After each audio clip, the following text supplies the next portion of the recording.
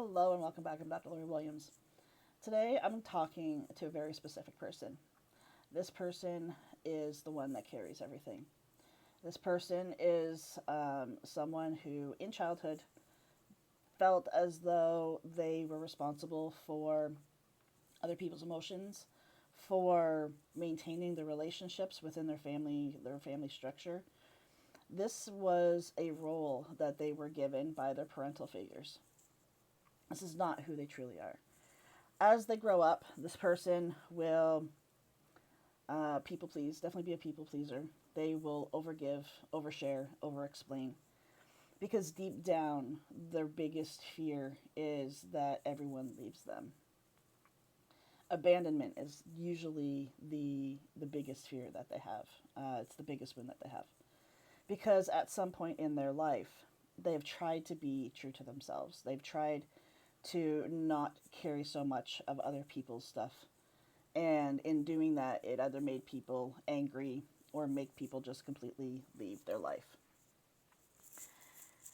So they continue to play this role. And this role, as they grow up to become, husbands, wives, parents themselves, they end up taking on everything. They, are the one caretaking the home while the other spouse does little to nothing. They are the ones that are planning and organizing and caretaking everything to do with the children, while the other spouse does little to nothing. Essentially, this pattern, this identity, will continue to go through their life with them until they, first of all, recognize that this is a trauma response, and second of all, do something to begin to change it.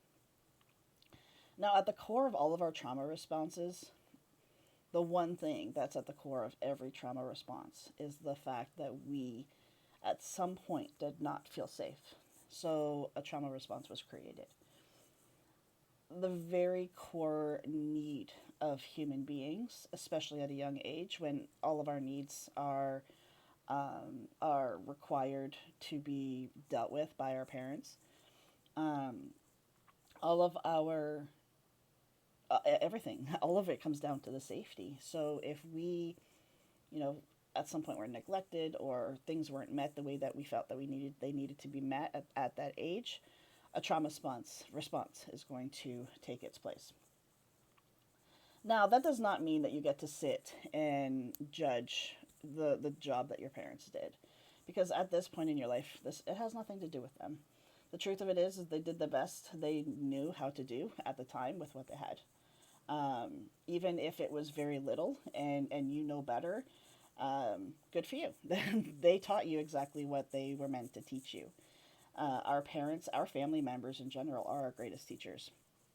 So you are not like that because they were, um, which is actually a very beautiful thing. We either learn from them or we become just like them. There's not really any in between. So, all of that being said, this person who is carrying everything, first, like I said, needs to recognize this is a trauma response. And second of all, this person needs to recognize that they are safe to let this identity go. It's not who they truly are, it's an identity that was formed in order to keep them safe at some point in their life, to keep them from being abandoned, to help them be accepted, to make them feel loved, nurtured, appreciated. But the truth of it is if you haven't already, and you know if I'm talking to you, but if you haven't already, burnout is going to be a part of your life in the very near future. You're going to constantly feel like whatever you do is not good enough. And you're going to be literally like not even just tired, I mean, burnt out, like soul kind of tired. And this is all because you're afraid of putting down the identity that you have to be everything for everyone else and do everything for everyone else. So, what if just for today you chose one thing that you're no longer going to carry for others? Maybe it's you're going to start being true to yourself and start listening to your own voice instead of people pleasing for other people. Maybe it's going to be you're going to stop managing your children or your spouse. You're going to stop being the first one to reach out for relationships, knowing that the person on the other end of that relationship may never ever reach back. Maybe you are going to just stop, just allow yourself time to rest just for today. It's these simple, they're not easy by any means, but these simple shifts in how we show up that eventually will lead to big dramatic changes and completely reprogram your nervous system. But it takes you showing up differently. It takes you recognizing the current loop that you're on, the current cycle that you're on with this identity, and just changing one small part of it. Because as soon as you take out one small link in that loop cannot run exactly the same anymore. And the more links that you change in that loop, the more the loop changes. So don't be focused on changing the whole thing at one time. That's very overwhelming and may may actually put you into complete psychosis, because identity shifting, identity releasing is what I call it, is letting go of the identity, this false identity of who we had to be in order to survive, in order to uncover who we truly are at the core, at our soul essence of who we are. And because we think that, oh, I'm just a people pleaser, it's part of my personality. Oh, I just really love to, be there to support others, even though nobody's there to support me, that's okay. These are all trauma responses, but we think they're part of our identity. They think it's just who we are, when realistically it's not who we are. It is underneath that. Yes, you're going to help people. Underneath that, yes, you're going to go above and beyond to be there to support people, but not at the cost of yourself, not at the cost of not listening to your own voice. And that's the difference. You can still be all those things to all those people, but you also have to listen to your own voice as well.